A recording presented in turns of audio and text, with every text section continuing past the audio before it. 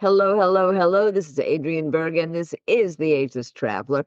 And you know that this is Anglophile Week. Yes, I am so in love with the British Isles, with England, with particularly the islands all around the British Isles. I've been on so many cruises, but there's something left to do. And I bet there's something left to do for you as well. And that's to barge through the British Isles in Ireland, in Scotland, and of course, the Thames. And today, who do we have? Well, we have the founder of European Waterways. You've heard him before. He's one of our recurring guests, Derek Banks. But the last time, we concentrated on France. And we did that because I had the pleasure of going through Burgundy on one of these wonderful barges. But there's more to it than that. A lot more, particularly for us Anglophiles. So, Derek, thank you so much for being with us today.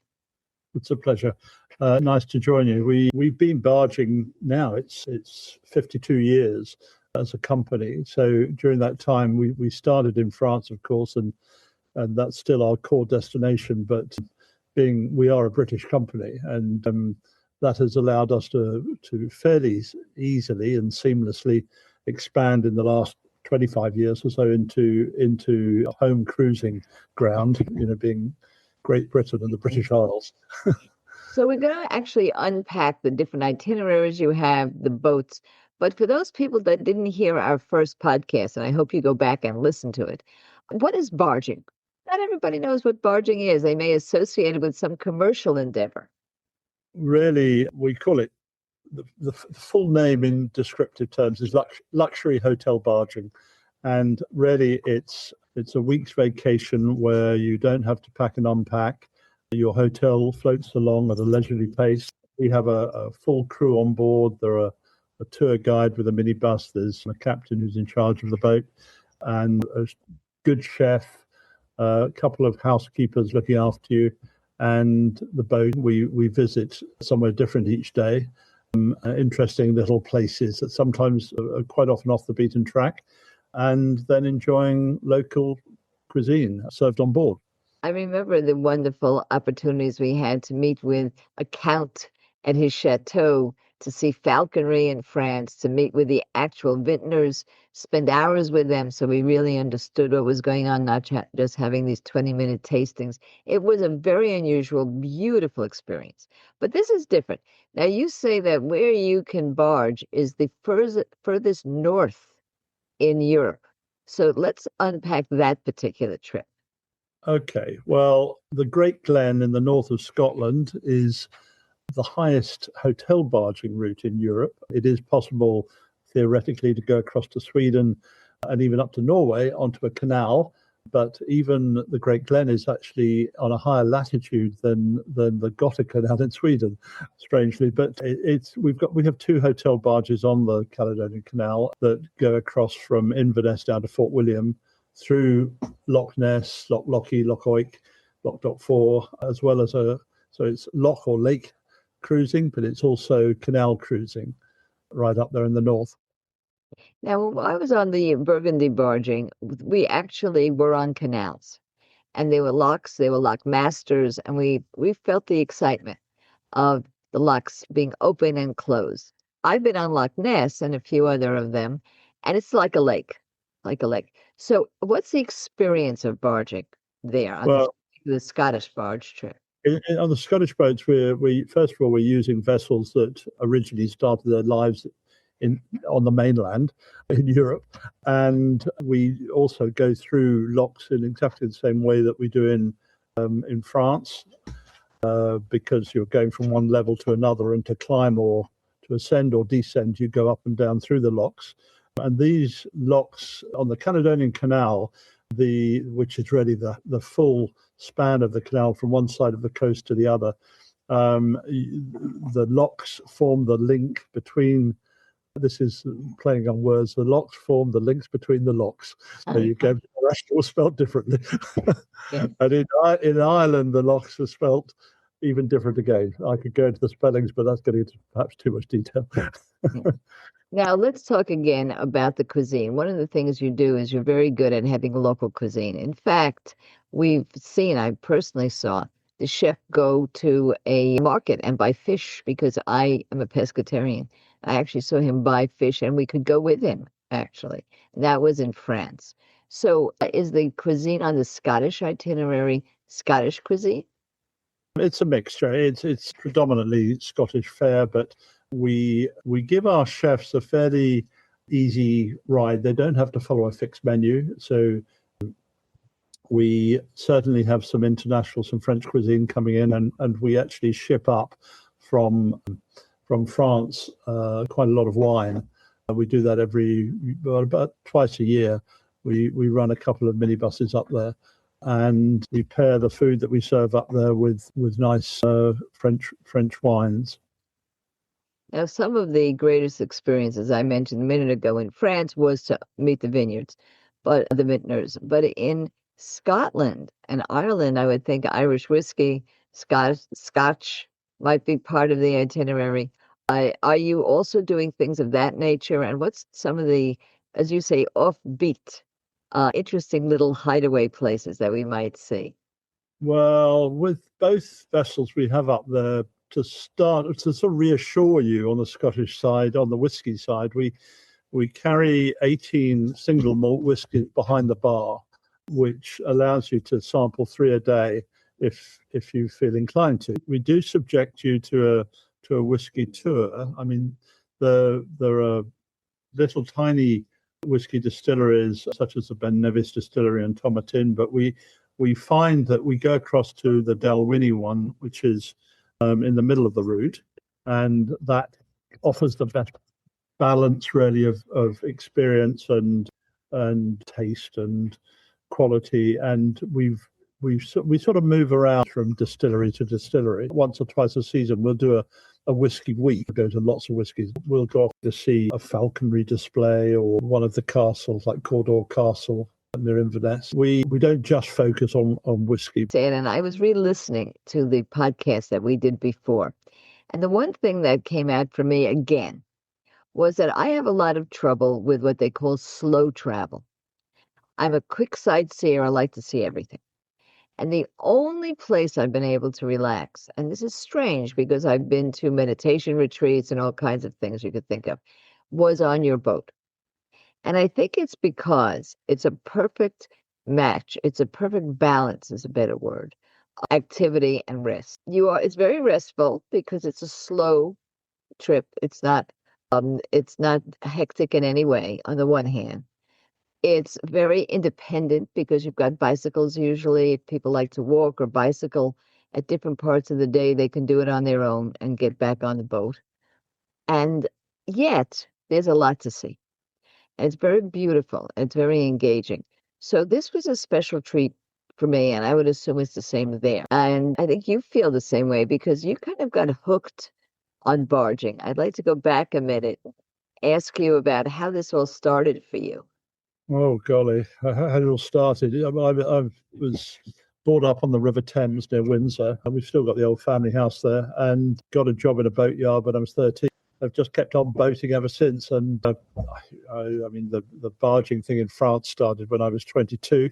I'm now 73. Yeah, I mean you're right about describing the not being bored on board and all that, and I remember in the early 90s, in my infinite wisdom, I opened a sales office in New York. I partnered up with a chappie who was a workaholic. And after a year or so working together, he said, I must try this barging thing and learn a bit more about it. But he said, I'm going to get so bored and I'm going to take with me, I think if I take 20 books, that should be fine. Then I've got plenty to do because, of course, on a barge, there's nothing to do.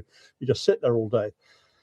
Anyway, afterwards, I said, well, how did you get on? Said, I never opened a single book. Yep.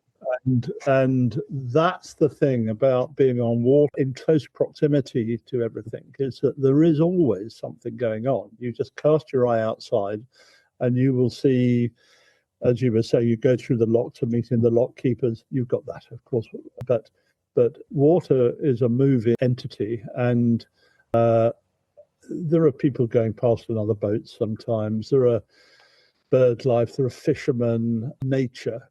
Yes. All of that just happening around you. And we very, very rarely get anyone who genuinely says, I was bored. It just doesn't happen. I'll tell you, we went with strangers. but we were like-minded people. And so we were sightseers and we got off. We got off in addition to, and you had a lot of activities. There were activities every day, actually, off the barge, whether it was a vintner, a falcon, a chateau, a town, beautiful towns, guided tours, all of this. But we got off and we saw things on our own as well, because you have the bicycle or the walking, and because it's really your boat. It really belongs to the people who are touring. We asked if they could wait at the next lock so that we could catch up with them, and it all worked. Now, with the one in Scotland, I don't know how large the barge is. How is that constructed, that particular barge?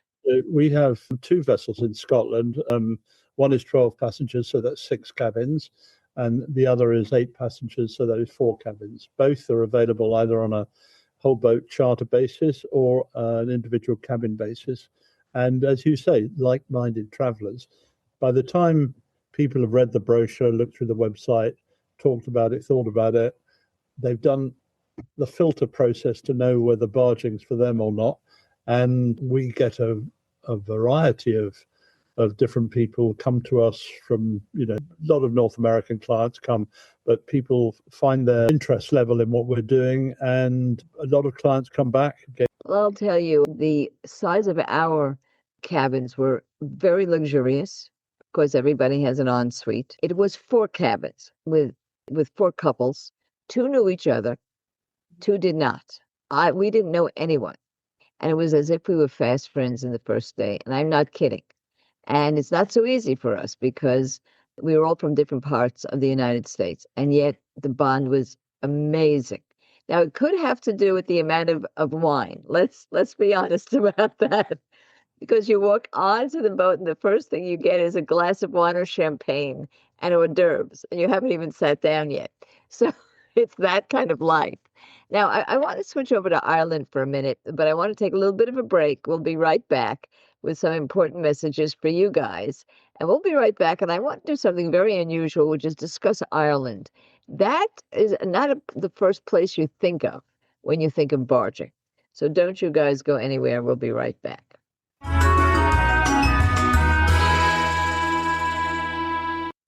To become and stay an Ageless Traveler, subscribe to our free weekly newsletter, Travel Tuesday.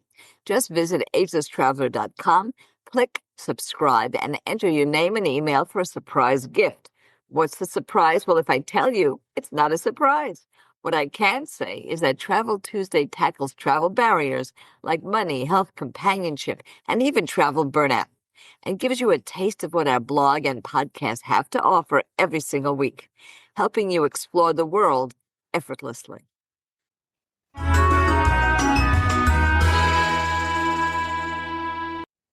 And now we're back, and of course we're back with Derek Banks, and he is the proprietor, the founder of European Waterways. It is the leading barging company in all of Europe. There's no doubt about that. As he calls it, luxury hotel barging. It's very luxurious. But Ireland is not the first place you think of when you close your eyes and you think of a beautiful Sybaritic trip along barges. But you've got that covered. So tell us about the island itinerary. On the River Shannon, a boat, the Shannon Princess, is the only hotel barge on the River Shannon. And she's been going up and down between Athlone and Killaloe for the last 20 years or so. She's 10 passengers, so we have five cabins. They're all en suite, as is every cabin in the fleet. There are 6 crew on board looking after you.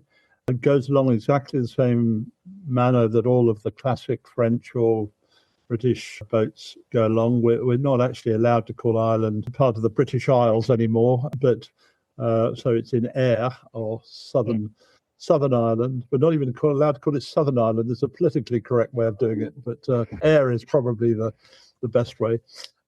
And it's a gorgeous, relaxing route. It's similar in a way to Scotland in that it's a mixture of canal cruising and lake crossing, and the lakes are slightly smaller.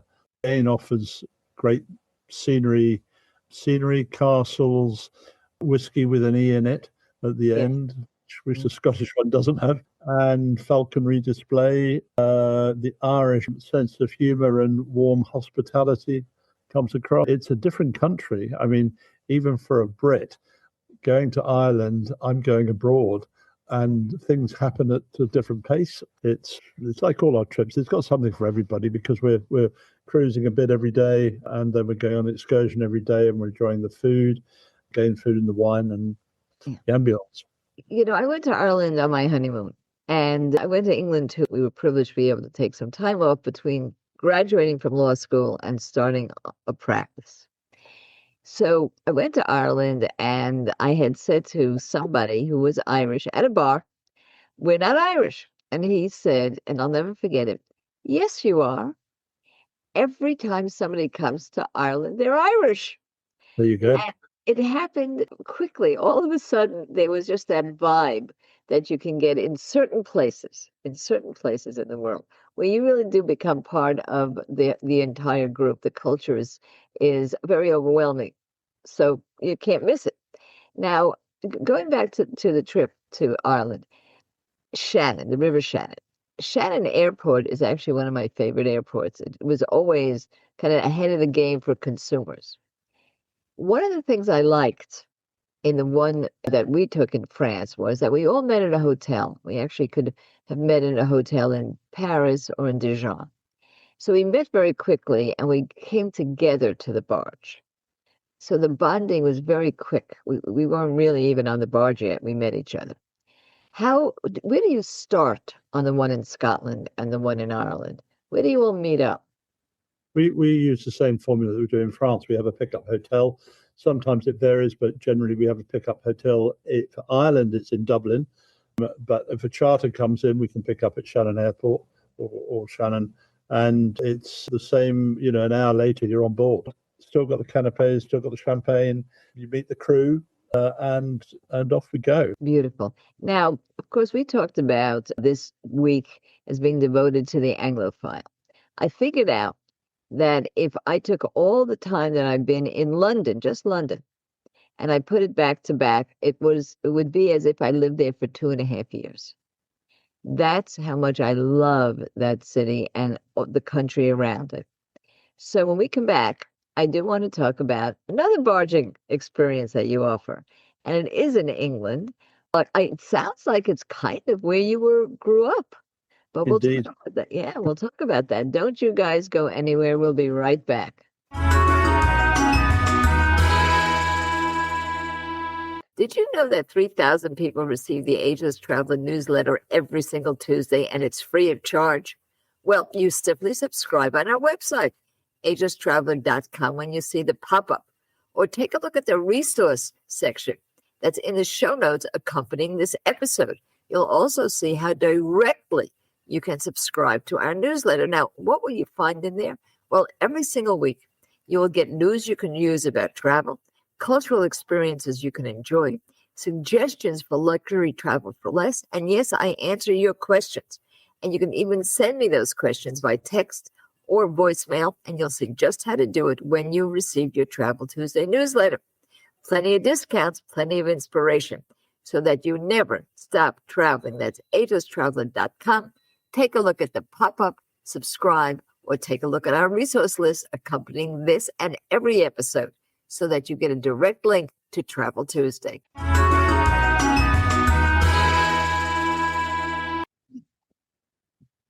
And this is Adrienne Berg, and this is the Ageless Traveler. And this is what we really like to do. We like to bring you unique experiences that you may not have heard of, or if you did, you'd have to do a ton of research to understand what's going on. But we like to do that by talking to the people who have created these experiences for you. And we have one right here with us right now. Derek Banks, he is the founder of European Waterways. You'll discover if you do a little Googling, it's the #1 way to barge throughout Europe. I've had that experience as one of the greatest I've ever associated with on many levels. One, the beauty, the relaxation, but also it gave me a different feeling about France. So much so that I began to think about having a second home there. But the truth is that behind all of that, there's no Francophile.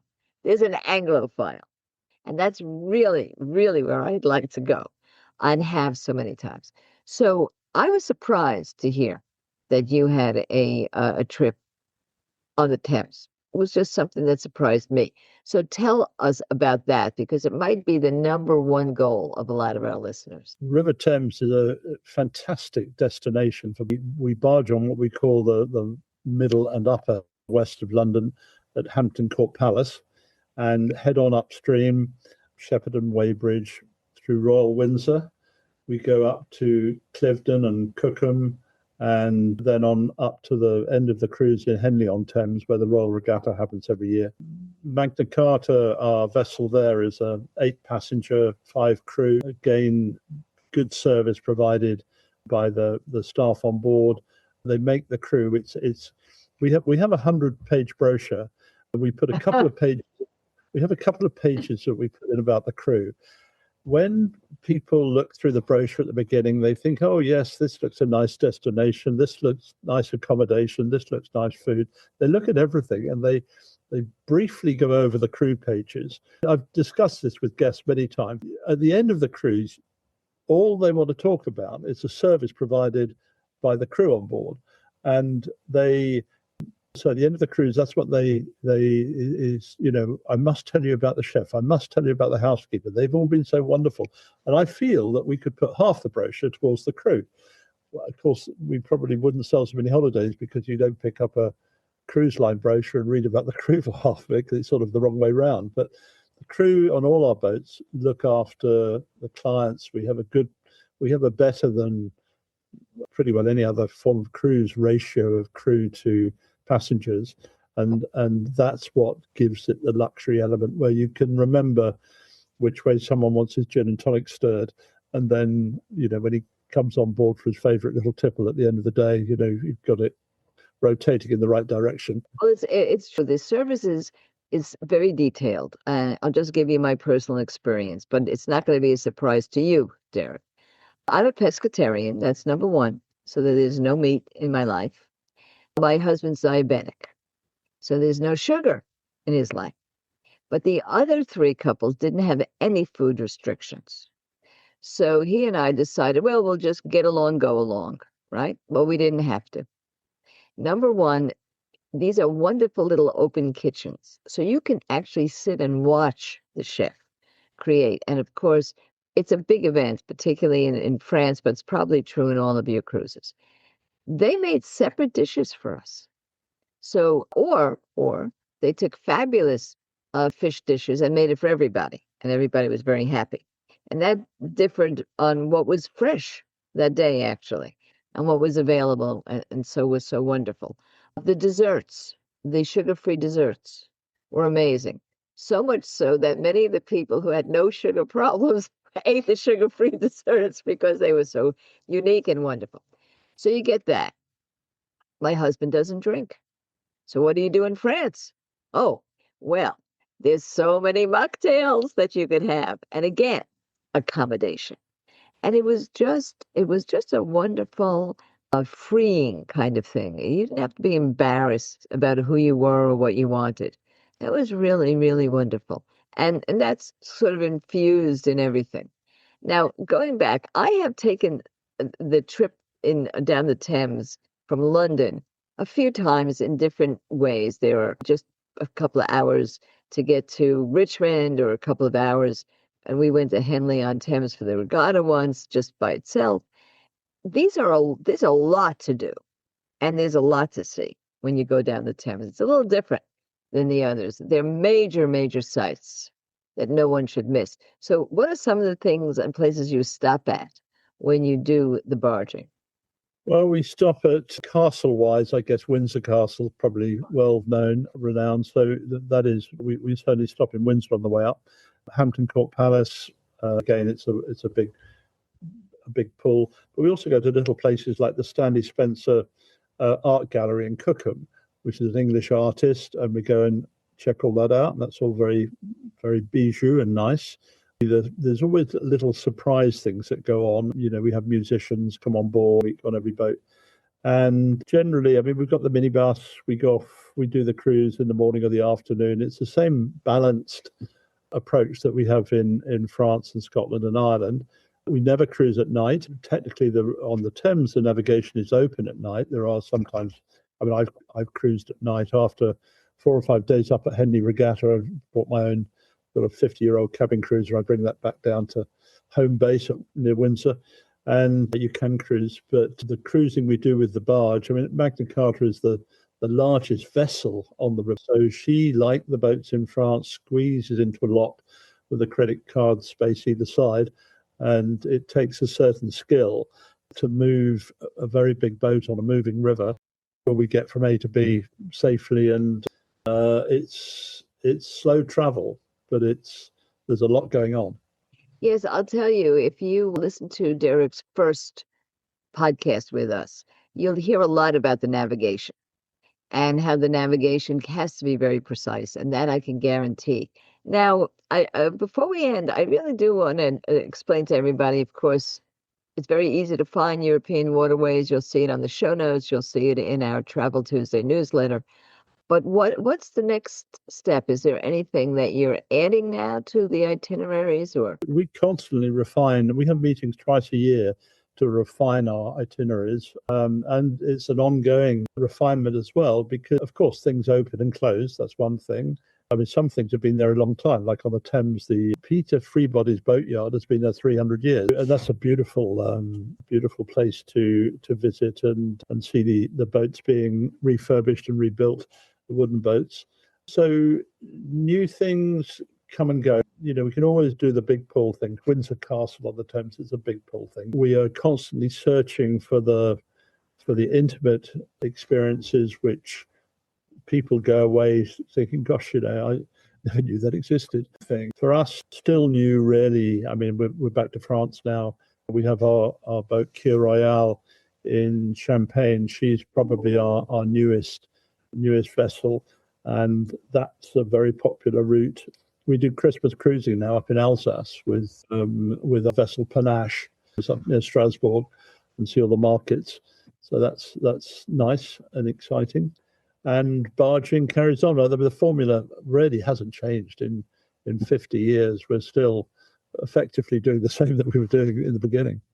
Yeah, you know, the Alsace is kind of forgotten, even for avid travelers. I had the pleasure of walking the Alsace with the free walkers. We did about, I guess, altogether about 50 or 70 miles. And you can walk through the vineyards. So what a wonderful thing to do, to barge during that very exciting season with the Christmas. And I do want to say one very small practical thing. Some of these places are cold. There's plenty of room for your luggage. Some people have asked me about that. It's such a big room and it's so well placed that you never feel, it's not like a cabin. Don't think of this as a cabin on a ship. Think of it more like a suite on a ship. There's plenty of room for everything. That's just a practical thing to say. Yes, and I think with any vessel, with any vacation you take on board a boat, a barge, inland waterways, whatever it is, you should pack for, in a way. I mean, Scotland, we get 4 seasons in a day. Yes, true. Every day. The weather changes, so you need to pack accordingly. But there is room. And I suppose we're now going away from the, I mean, I'm old school, so I'll use cabin, but we're calling the cabin staterooms now, which is an upgrade on the word cabin, maybe. No, and that's a very good way to describe it.